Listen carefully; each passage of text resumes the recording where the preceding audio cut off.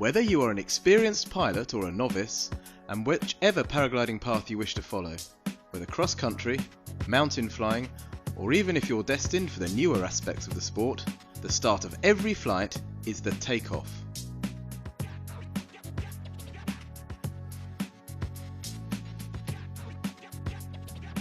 At the moment of takeoff, each pilot can be subjected to stress from different sources. The configuration of the site, strong or cross winds, and considerations regarding other pilots in the vicinity.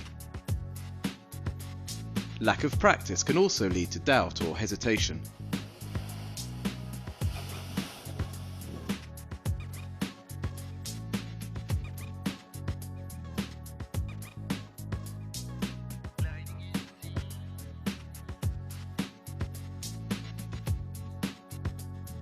Don't wait until you are on takeoff to learn how to handle your wing. It's imperative that you train yourself in the correct techniques, the improvement of which will result in safe launches.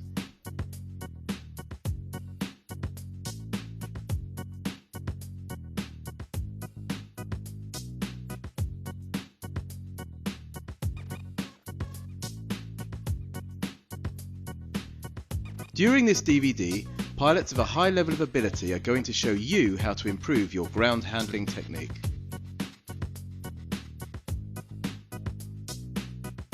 We will also demonstrate various exercises, which will be illustrated in varying conditions.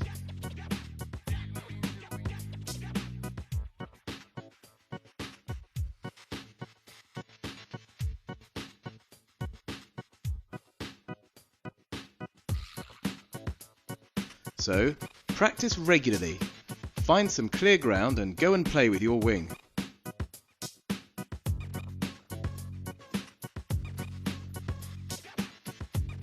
You'll see how ground handling becomes a real game and your takeoffs more and more assured. Enjoy the film and your ground handling.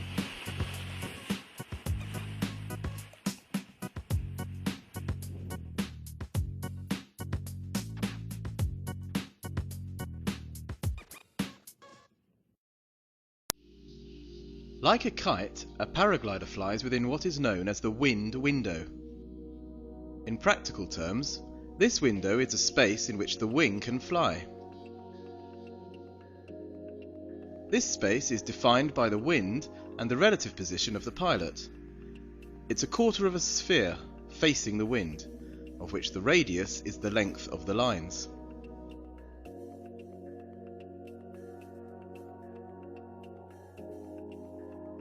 This window comprises several distinct zones. In green is what is known as the edge of the window. At the window's edge, the power of the wing is at its weakest. The canopy flies very slowly and can even stop flying altogether. Kite surfers use the edge of the window to launch and stop their kites in safety. Inflation at the edge of the window in strong winds can also be performed by some paraglider pilots, but a high level of skill is required. In red, the zone facing the pilot is the power zone. It's here that the wing is at its most powerful.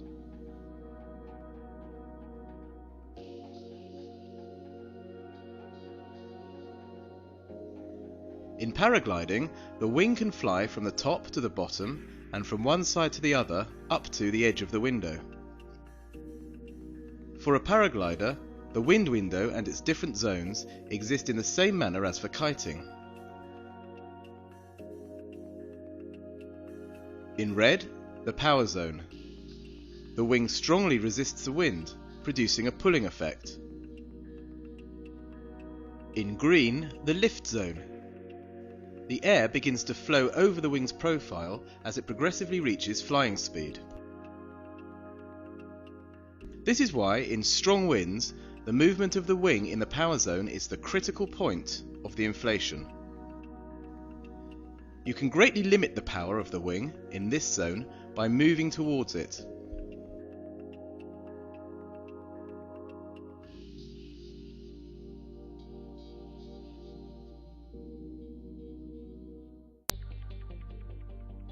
As you arrive at takeoff, your attention is generally focused on weather conditions.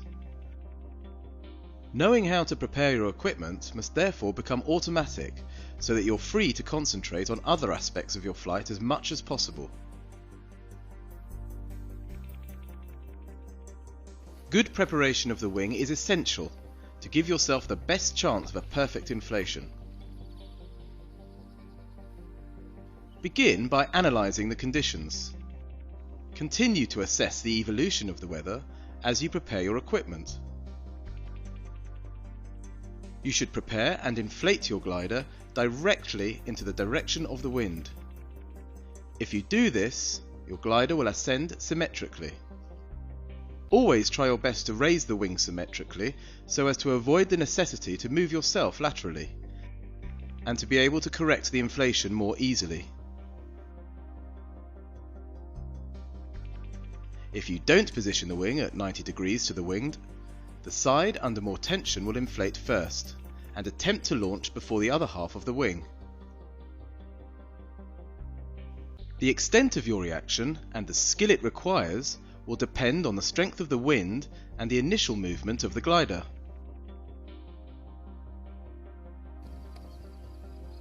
When there is no wind, as here, lay out, then position your wing at 90 degrees to the steepest slope. This will aid your takeoff and facilitate a rapid departure from the hill.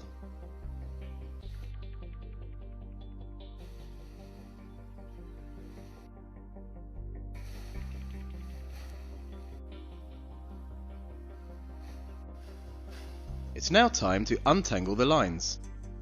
To make the job easier, start by moving the harness away from the wing to put a little tension on the lines. Check whether the harness needs rotating. Note how freeing the lines should not cause an unnecessary delay. By tightening the lines and walking towards the wing, it's enough to make sure there are no tangles in them. Here, Jerome carries out a swift inspection of each set of lines, from the front to the back of the glider. In the same way, he next ensures that the brake lines slide freely to the end of their travel. Now you can put your harness on and continue with the pre-flight check.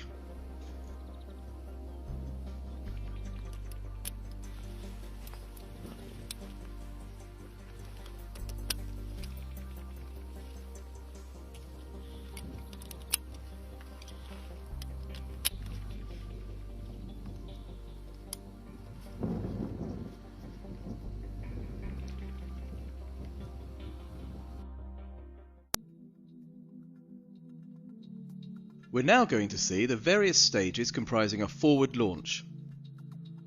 In weak or nil wind conditions, this takeoff technique is often preferred to the reverse launch method. By giving a positive input of energy, the pilot ensures that the wing ascends cleanly. It also gives a certain continuity to the launch, which helps to create a constant loading on the wing. First of all, observe the position.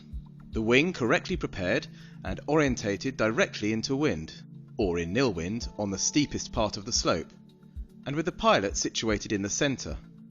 Note Jerome's posture. He's looking far ahead, his arms forming a W. The arms and chest are on the same plane. He's ready to provide the energy necessary for launch. This needs to be a relatively dynamic manoeuvre to ensure the wing has enough power to lift cleanly. However, take care to regulate your input according to the strength of the wind. In stronger winds, reduce the force of your input. If you give the wing too much energy, you risk being snatched into the air. In weak conditions, as here, Jerome doesn't hesitate to give a positive input. Then the wing lifts, either quickly or more slowly, to arrive at a position above your head. You should then control it by braking so that it doesn't overfly you. Once again, your actions must be governed by conditions. If the wing climbs rather slowly, very light braking should be enough to prevent it from overflying you. On the other hand, if the glider rises fast, don't hesitate to brake, even quite hard if necessary. However, this should be a brief reaction, as you mustn't keep the wing braked for too long. As he brakes, note how Jerome takes the opportunity to look up to visually check that the lines are free of tangles and that the canopy is in the correct position. At this stage, he can still decide to continue or abort the takeoff. He decides to continue and starts his takeoff run. In light or nil wind conditions, a sustained effort is required to achieve the speed necessary to create the lift. A committed run also helps to ensure that the wing is adequately pressurized. Look closely at his position. He's clearly leaning forward, his shoulders outside the risers. His weight is transmitted to the wing due to firm pressure on the chest strap of his harness. To abort the attempt, brake to the limit, hands at your thighs, and continue to advance so that the wing falls behind you.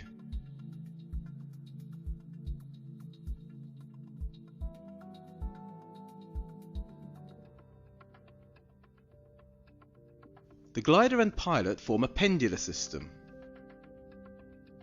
In the air, in the event of rolling or pitching, you are naturally brought back beneath your wing.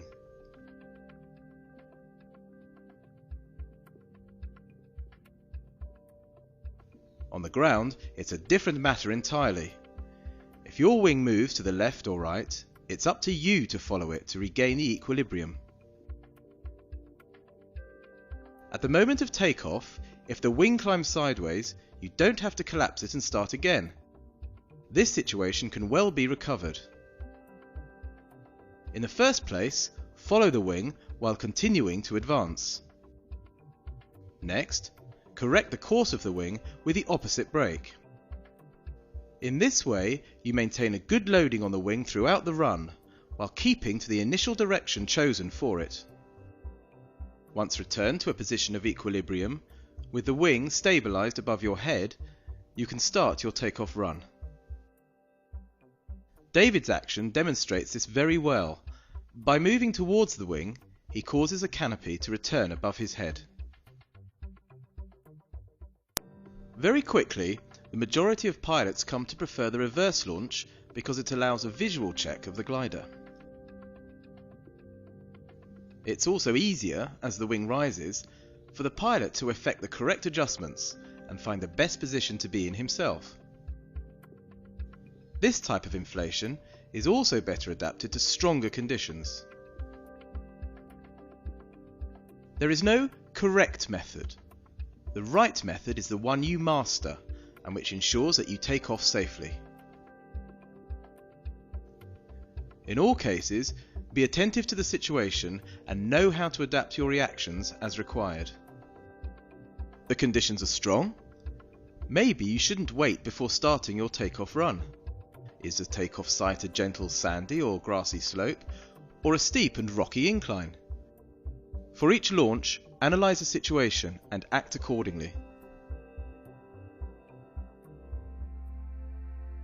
We're now going to watch as David demonstrates the crossed brakes method.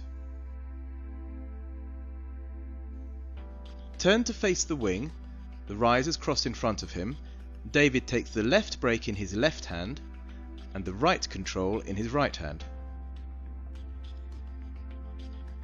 He next takes the front risers which are in front of each hand. He therefore has in his left hand the left brake and the right hand front risers, and in his right hand the right brake and the left hand front risers. This method is very safe because the pilot doesn't have to let go of the controls as he is launching. On the other hand, it can be off-putting at the outset and a potential source of error because the controls are crossed. The right hand brake controls the side of the wing to your left and the left brake controls the right side. Once the wing is stabilized, the pilot can turn round while always maintaining contact with his wing.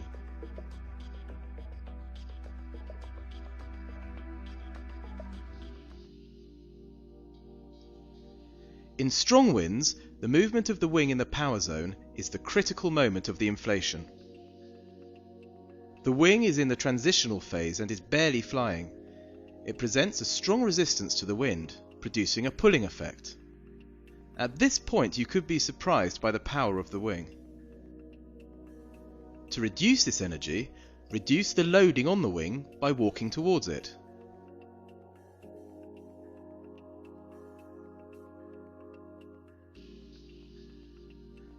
David illustrates this by moving 3 or 4 meters towards his wing. Note his flexed position at the moment of surge. Advancing towards the canopy, David stands up, reducing the wing loading a little more. In addition, being flexible makes him more stable and avoids his being unbalanced when the wing starts to pull him.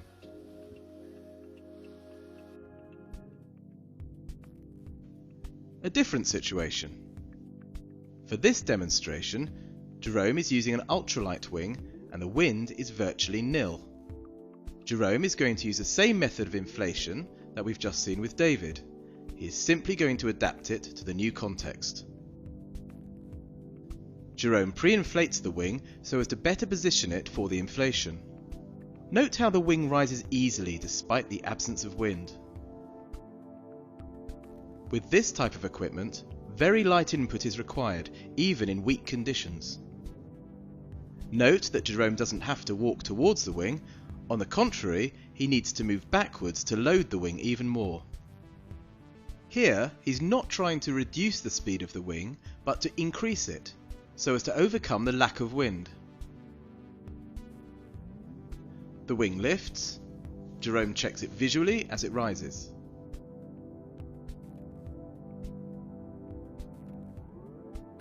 He controls the wing after turning. It's possible to do this when the wing rises gently. In this situation, very light pressure on the brakes is enough. Then Jerome loads the canopy and starts his run.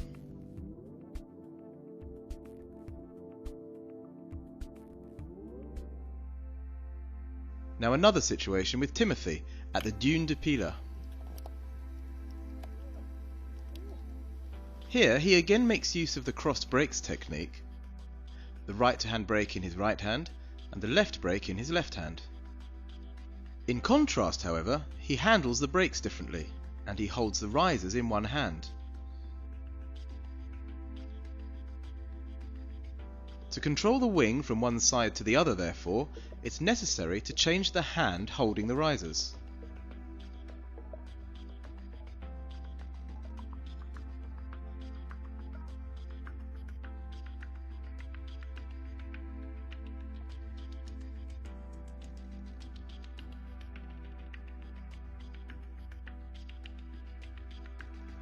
Wind conditions are moderate, about 10 km per hour. Therefore the leading edge is already inflated. Timothy provides a light input, sufficient in these conditions, and advances slightly towards the wing. He controls it, and having stabilised it, he turns. In all cases this control is essential, but must not last longer than necessary. The context will dictate whether or not you remain stationary before starting your takeoff run, but there is no necessity to do so. Here in light wind and on sand, Timothy allows himself, having controlled the wing, to delay the start of his takeoff run. But be careful, in certain conditions or on certain takeoffs, it's better to launch as soon as the wing is stabilised. He raises his hands to increase the speed of the wing, leans into his chest strap and starts his takeoff run.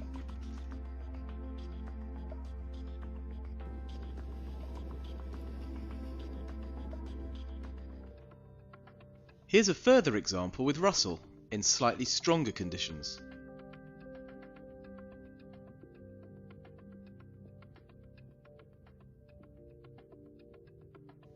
Again, you can see how the wing sits up on the ground.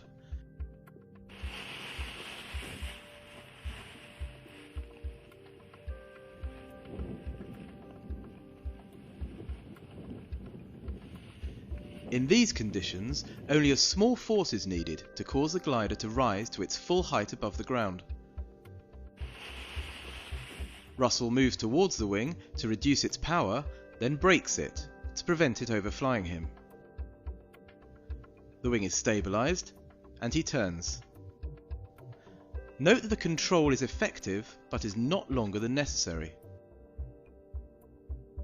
A final visual check, then he starts a good takeoff run.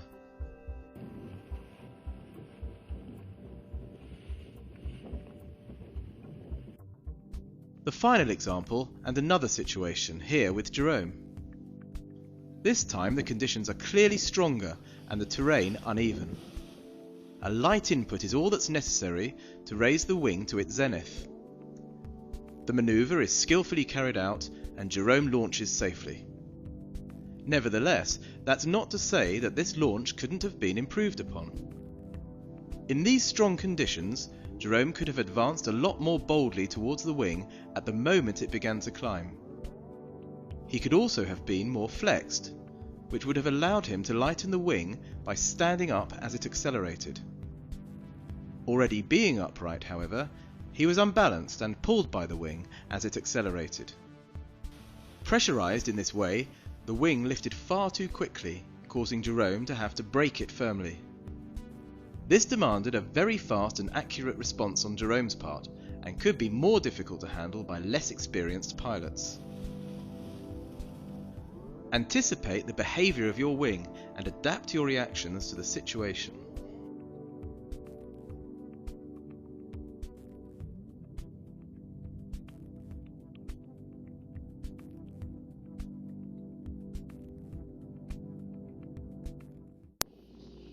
Ground handling sessions require an adequate wind speed, which can sometimes develop into stronger conditions.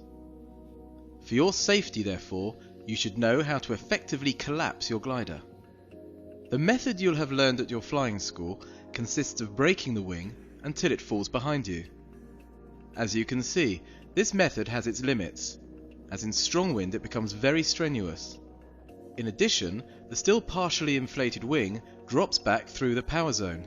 At this moment you risk being forcibly dragged backwards by the wing. This is not a particularly comfortable situation in which to find yourself. If you need to collapse the wing in strong wind, turn to face the canopy. It's more easily achieved in this position and avoids you being dragged off. When you decide to collapse it, go with the wing by running towards it.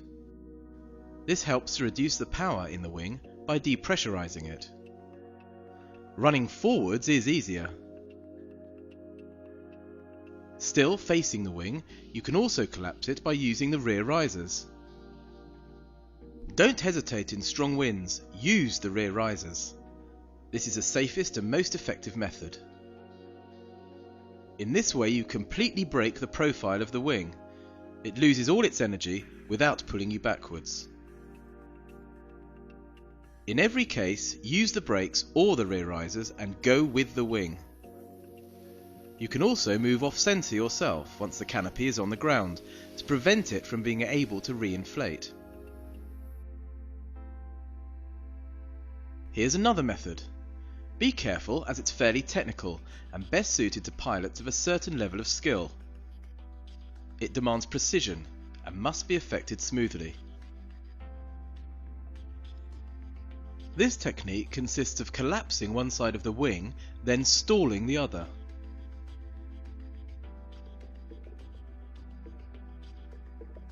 With his back to the wing, Russell takes the front risers in one hand and the rear risers in the other. He begins by causing the right side to collapse by firmly pulling on the front risers. When the wing is collapsed, he stalls the other side by pulling on the back risers, preventing any rotation from the open side. The wing finds itself almost instantly deflated and depressurized. It drops gently to the ground.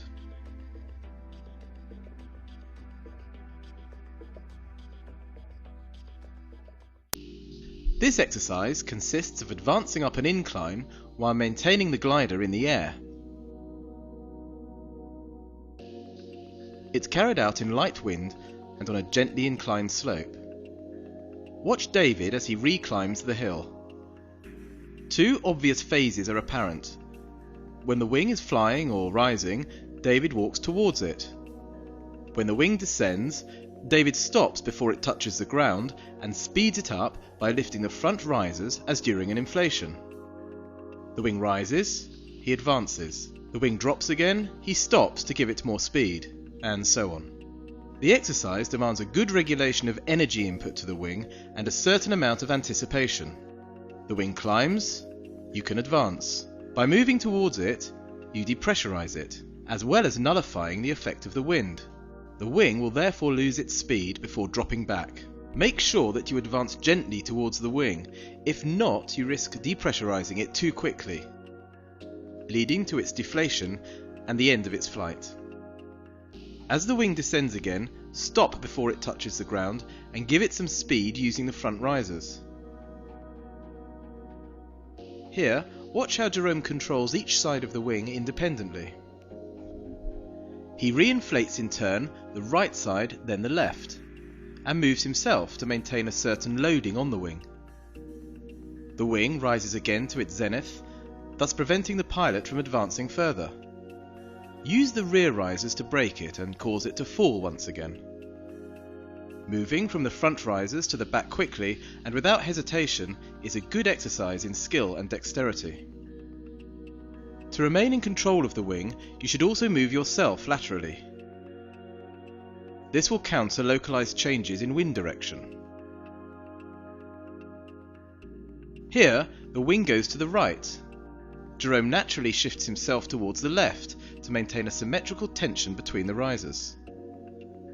Once the wind has returned to its previous direction, the glider and pilot realign themselves. This exercise helps you to understand how it's possible to control the speed of each side of the wing by well-calculated inputs to the front risers and repositioning of yourself. Familiarity with these sensations is indispensable in achieving good elevation of the wing during a reverse launch inflation.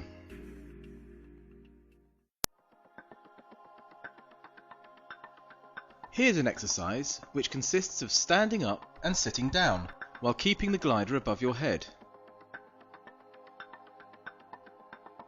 For this, you'll need a moderately strong breeze.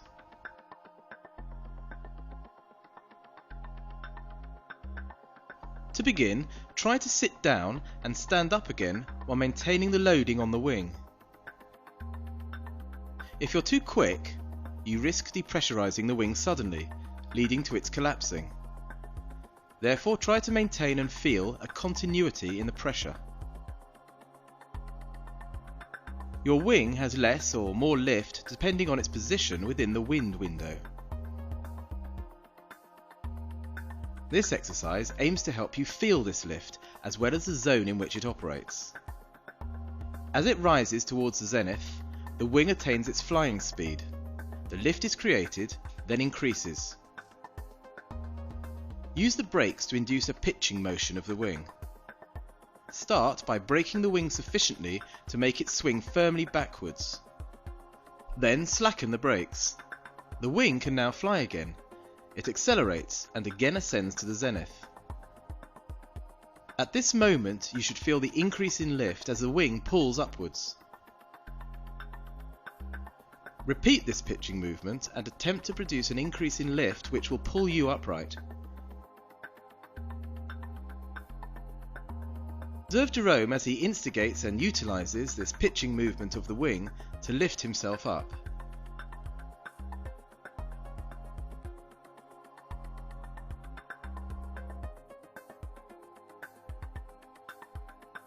As the wing moves forwards, he begins by braking it fairly firmly. The wing slows down and he keeps braking. As the wing begins to drop more obviously, he gives it back some speed by raising his hands completely. Climbing towards its zenith, the wing accelerates, the lift increases and pulls him into an upright position.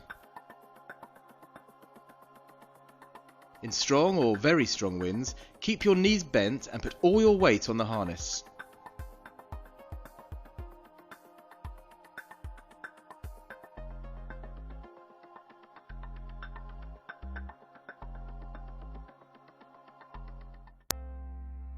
Ground handling can also be a game.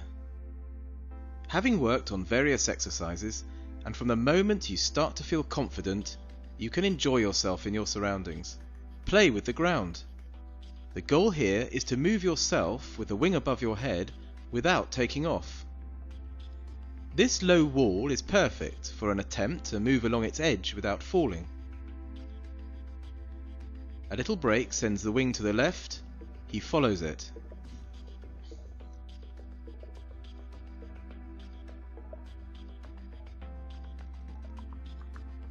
Now a little break on the other side to come back.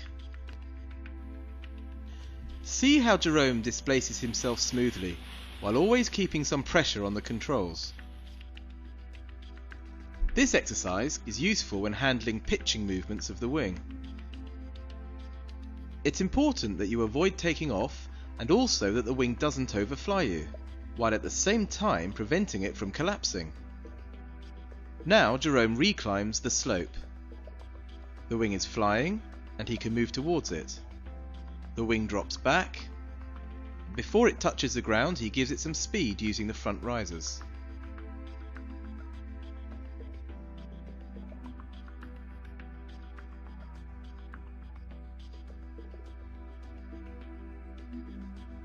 Jerome is now going to use the pulling force of the wing to get back onto the wall. This takes perseverance. Even very experienced pilots don't find this easy. With a bit of practice, changing your position on the ground with your wing over your head will soon become more instinctive.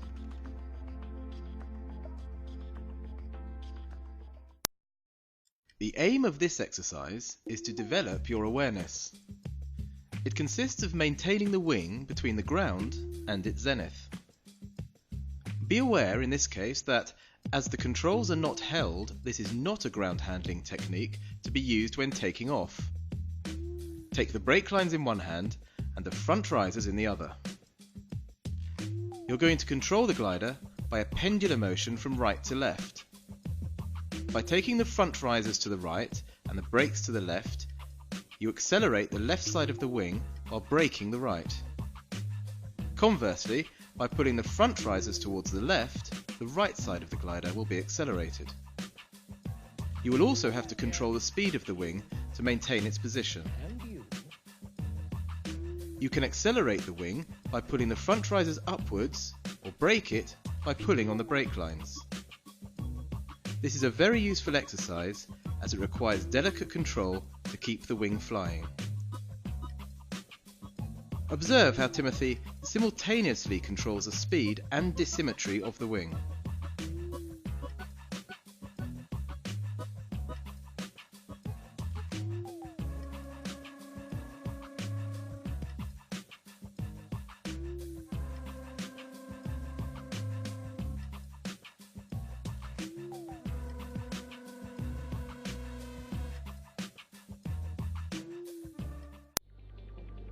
This exercise involves placing the wing at the left and right sides of the wind window.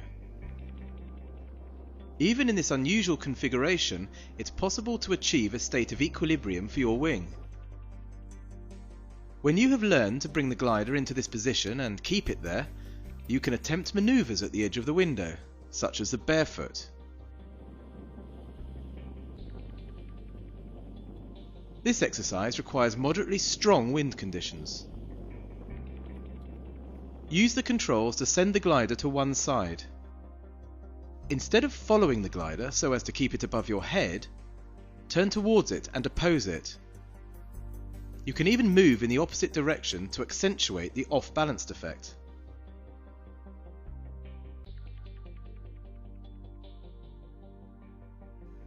In this situation, only the outside brake is effective. It's with this control that you're going to be able to keep the wing in this position. You'll need to find just the right amount of input. If you apply too little outside brake, the wing will lean and pivot until it collapses, the leading edge on the ground.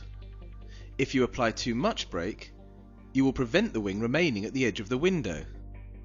On the other hand, this is how you can bring the wing back over your head. By keeping this side braked, the wing will progressively change course until it dives to the other side. Reorientate yourself and use the brake to control this inclination.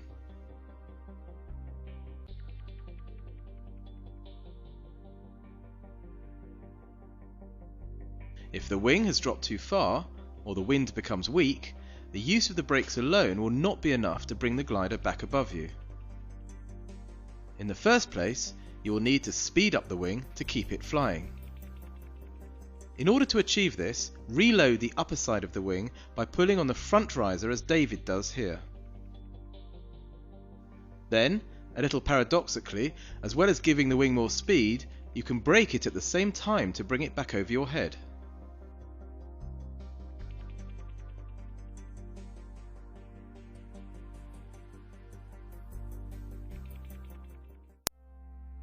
You have just seen how to bring your glider to, and handle it at, the edge of the wind window. Now we will see how you can maneuver yourself by using this technique. This could be useful, for example, to quickly clear the landing area having touched down. To succeed in this exercise, you will need at least a moderate breeze. Moving with the aid of the window's edge consists of bringing the end of the wing to between 50 centimeters and a meter from the ground, then moving yourself while maintaining the wing in this position. Start with your back to the wind, the glider stabilized above you. Next, use the brake to send the wing to one side. You can clearly see that the trailing edge is deformed on one side only. The wing begins to turn. Keep braking while orientating yourself in the same direction. The wing dives. Instead of moving underneath as you would to stabilize it, place your body in opposition to the wing. You can now effect your movement by running. The speed and direction of your run must be adapted to the force of the wind. In light to moderate wind, your wing will need more airspeed and your run must therefore be more sustained. To help the wing gain speed, strengthen your resistance and run at a slight angle into the wind.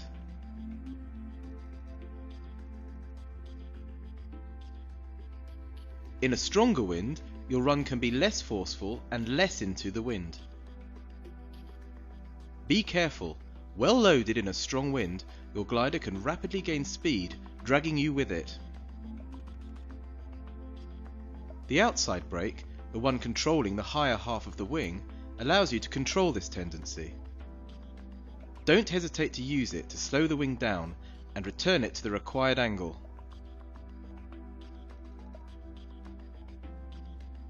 To make a U-turn, the principle is simple. In the first instance, you're going to bring the glider above you before making it dive to the other side. Use the outside brake. The wing slows, then comes back over your head. Here you can clearly see that the outside trailing edge is deformed. Continue to move yourself so as to return beneath the wing. Once the wing is stabilized above you, continue to brake the same side so as to make it dive in the opposite direction. Firstly, the wing changes direction. As we have just seen, orientate yourself in the new direction, without recentering yourself under the wing. Secondly, the wing dives.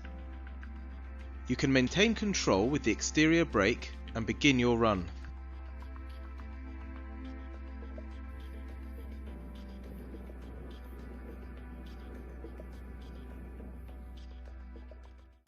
By using the displacement technique with the wing at the edge of the window, it's possible to reclimb a slope. This method is best adapted to stronger conditions.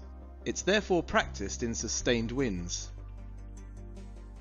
This can be useful, for example, on a dune, where ascending in sand can soon become exhausting, but also on any hill on which you are practicing your ground handling. If the wind is perfectly aligned onto the slope, it's possible to climb the hill in either direction. The principle is the same as the displacement seen earlier. Begin by sending the wing to one side. It dives. Instead of following it as you would in order to keep it above your head, oppose the wing to make it lean further. Now it's necessary to give the wing some speed. Run at a slight angle into the wind while remaining in opposition to the wing, thus pressurizing the wing and speeding it up more quickly. Once the wing has attained a certain speed, you can change your direction to ascend the hill, while tilting the wing even further with the inside brake.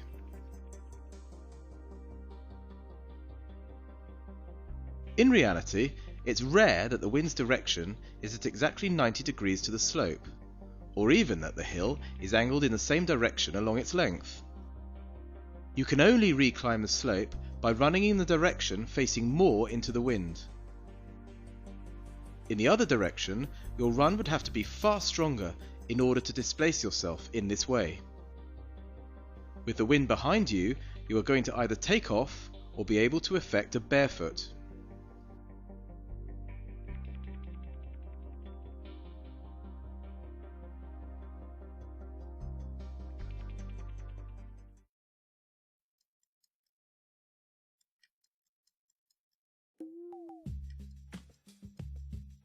To perform a barefoot, the power of the wing must be significantly greater than during the displacement maneuver at the window's edge.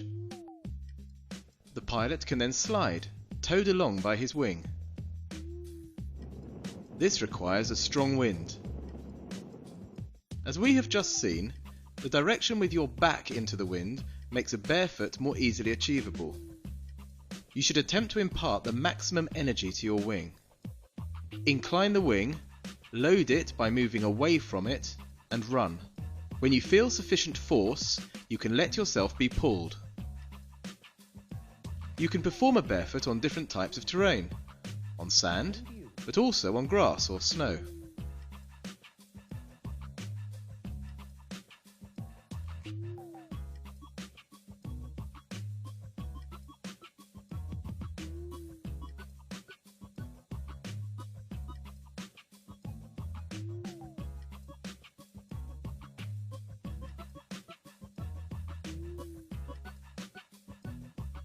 The jibe is a U-turn carried out using high speed combined with a sudden reverse of direction. The controlling input and transfer of weight must be regulated to make the wing pivot through 180 degrees as fast as possible.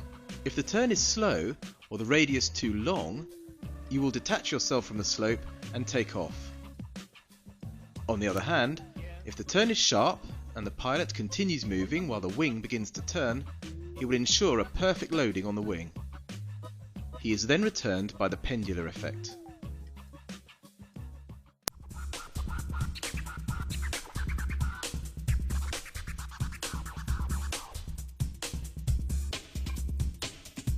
Je m'appelle David Dago, ça fait à peu près 18 ans, un peu plus de 18 ans maintenant que je vole et je travaille avec Ozone depuis 6 ans. Et mon job consiste en fait à concevoir les voiles et puis aussi à les tester.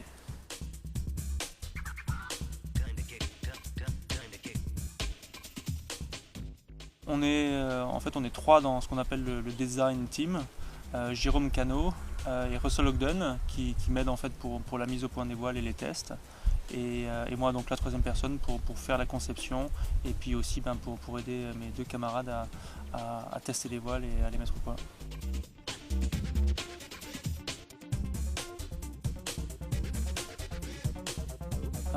Pour moi le gonflage c'est une partie du vol finalement, c'est ce qui nous permet de nous mettre en l'air. C'est quelque chose qu'on privilégie en fait au début de l'enseignement et on oublie assez rapidement parce que finalement voler c'est ça le plus important. Et c'est finalement assez dommage parce que c'est assez ludique finalement que passer du temps à faire du gonflage et ça permet, à mon avis, de développer des sensations sous la voile. On arrive en fait à un peu mieux comprendre, un peu mieux déchiffrer ce qu'elle dit et se concentrer vers les commandes. Donc pour moi c'est vraiment intéressant quand on a l'occasion de passer un peu de temps à jouer avec sa voile au décollage pour être vraiment à l'aise. Ça peut qu'aider en l'air de toute manière.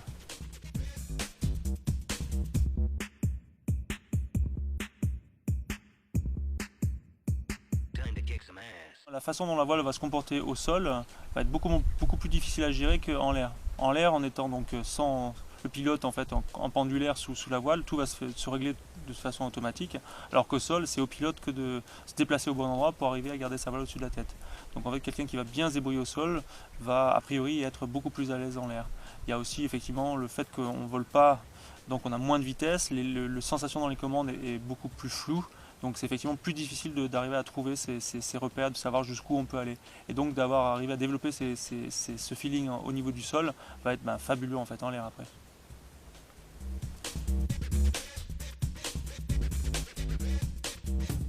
Les premières choses à faire, je dirais, c'est donc sans parler de gonflage face à la voile et de croisé décroisé, on peut simplement parler de gestion de la voile, en fait du tangage et du roulis, en étant statique, sans vouloir décoller. Où en fait on essaie parce que le vent est jamais complètement laminaire, le vent, il y a des variations de force, donc le vent accélère et diminue, le vent change de direction, et ça veut dire que la voile, si on bouge pas, en fait elle va forcément partir en arrière, en avant, se décaler. Et c'est là où en fait très facilement, quasiment tous les jours, on peut en fait essayer de rester au sol et contrôler sa voile. On peut au début se servir du visuel pour effectivement contrôler sa voile, et puis ensuite on peut regarder le sol et simplement qu'en termes de sensation se déplacer pour essayer de rester le plus longtemps possible sans faire tomber la voile. Ça sera un exercice général en fait à adresser à tout le monde. Et ensuite après ça on peut se permettre de commencer, on va dire, à se déplacer, c'est-à-dire effectivement se donner une sorte de parcours, essayer de reculer, avancer, se décaler, monter sur un caillou par exemple. Où en fait on rajoute, on va dire, une dimension en plus qui est en plus de gérer ce que fait le vent, faut en plus gérer ce que nous on fait pour diriger sa voile et aller où on veut sans la faire tomber. Par vent fort, une des techniques consiste à essayer de ralentir, on va dire, l'accélération donc en tangage de la voile au moment où elle finit.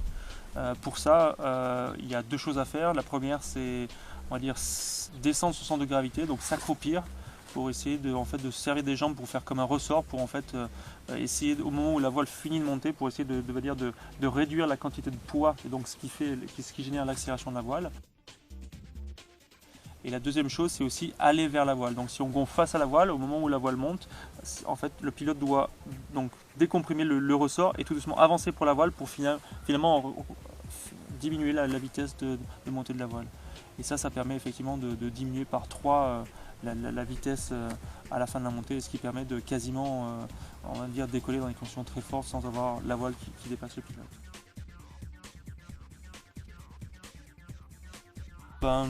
Toutes les méthodes sont bonnes à partir du moment où elles sont bien contrôlées, masterisées par le pilote.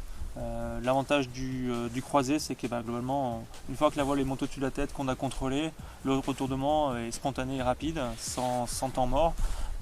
Par contre, l'inconvénient, c'est que si la voile retombe, on est obligé de la faire retomber par terre pour la reprendre. Elle est très dure à reprendre parce que les freins, en étant tirés, vont empêcher la montée de la voile.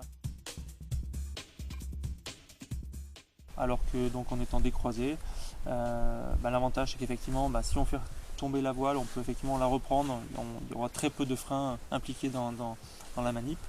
Par contre l'inconvénient c'est qu'au moment où effectivement il y a le retournement, ça demande effectivement un contrôle et un changement de main qui demande en fait pas mal plus de pratique. Et c'est avec le risque, si on n'a pas assez pratiqué, de effectivement perdre une commande, donc d'être un peu plus à même à faire des bêtises.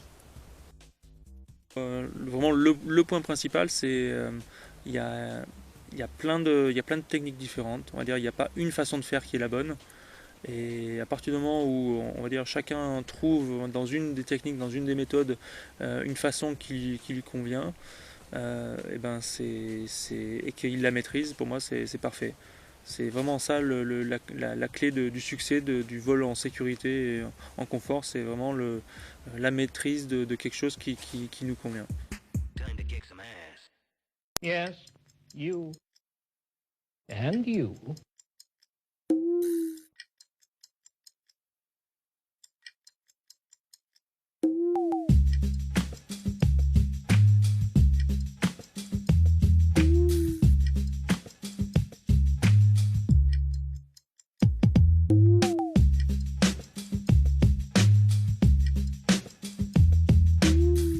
My name is Timothy Green, and this is my twin brother, Anthony Green.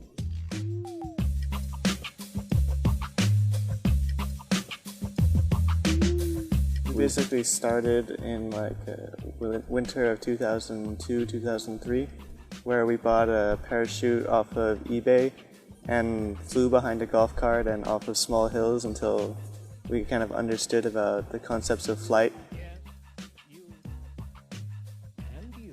The summer of 2004, we started really progressing in acrobatics and working for the civ course, driving the boat and teaching basic maneuvers. And this is where we found a very excellent site where we actually first started kiting. It was an island in the middle of a lake that had a nice steady wind coming onto the shore, and it was sandy and gravelly, and it was perfect for learning how to kite.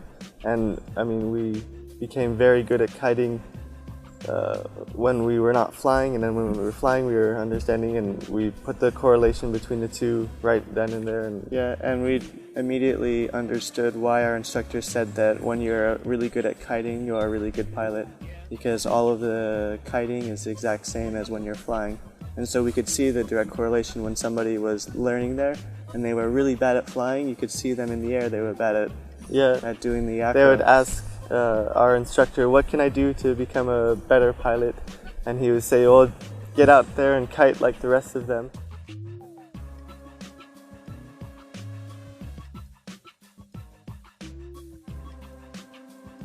The wing reacts the same way in the air as it does when you're on the ground, because the wing is in the air.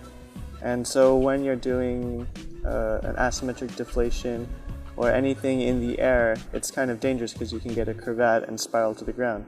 But if you do it when you're on the ground already, an asymmetric deflation, there's very little danger that can happen. So you can practice a lot of the SIV or the normal maneuvers on the ground in a safe environment where you can really learn how to control the wing. So like, you can be on the sand and just pull a full frontal, like the biggest you've ever seen, and nothing's going to happen because you're already on the ground. Yeah, but you still understand what is happening to the glider. And also you can, by ground handling, you learn so much about like the surging of the glider. Like you understand when you're taking off, if you don't brake check, the glider will go in front of you and frontal, and you understand the dynamics. It's like, it's amplified. All of the motions of the glider when you're on the ground are increased. Like the glider is not normally stable. When you're standing on the ground, it always wants to go to the side. And when you're ground handling, if you're constantly controlling the glider, keeping it above you, you learn so much more for when the glider is stable above you. Then you know like for instance, you hit some turbulence, your glider surges, you know to brake and to weight shift to correct the movement of the glider. And then you feel so much more since you have a reference. The ground is the reference. So if you get pulled up, you feel the pulling and you realize that much pull brought you up 1 meter. And then by releasing the brakes, you come down and you have more speed. You realize that you do have more speed, and that you come into motion like this because you have a reference like right there, and you really understand the aspects of the glider and and a lot of students and new pilots come up to us and ask, so how do we know when the wing is going to stall, and like what point will the wing stall, and how long do I have to hold the brakes down? And we say, well, don't go and try it way up high in the air because you can have a lot of problems. You just come on landing, or when you're on the dune, you can just brake, and just half a meter off the ground and keep braking until you feel it stall, and then you know that that's the stall point.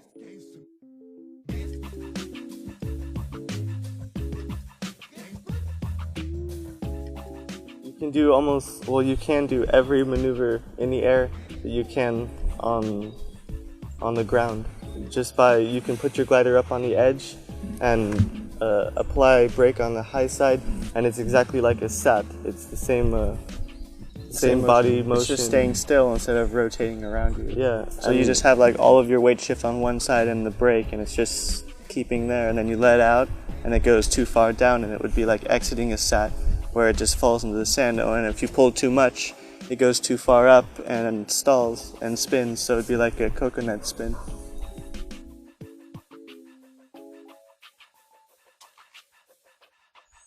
So for like having the wing pull you up the hill like a sailboat going up, you basically are standing straight below your wing with it kited and stable, and you just brake on one side to turn the wing to that side. Instead of following underneath it like you would to keep it stable and above your head, you lean away from it and it comes to the side, and then it often can hit the ground and just like stay there, and then you can bring it back up and you control it with the top brake to bring it up and to bring it down. And then when you want it to start taking you up the hill, you have to lean away from it and then run like in the same direction, and normally upwind a little bit because it has to be cross, otherwise you have to be going too fast. And you can brake to actually give it more lift and pull you up the hill faster. So at the beginning, normally you have to run down the hill a little bit to get some speed in the wing, and then as it gets speed and creates more lift, then you start running up the hill, and you just control it and keep the wingtip touching the ground or just a half a meter up, because if it goes too far up, then it stops pulling you up and it kind of takes off. And then for when the wind is perfectly straight up the hill, you can do it in both directions. So to change direction, I find instead of bringing it up quite slowly, because it has quite a lot of speed and you're running, and normally you take off and fly like away from the hill, the best thing is to stay on the ground to go up the hill as fast as you can. So you bring it up and then you kind of spin the wing like 180 degrees, and you turn your body at the same time.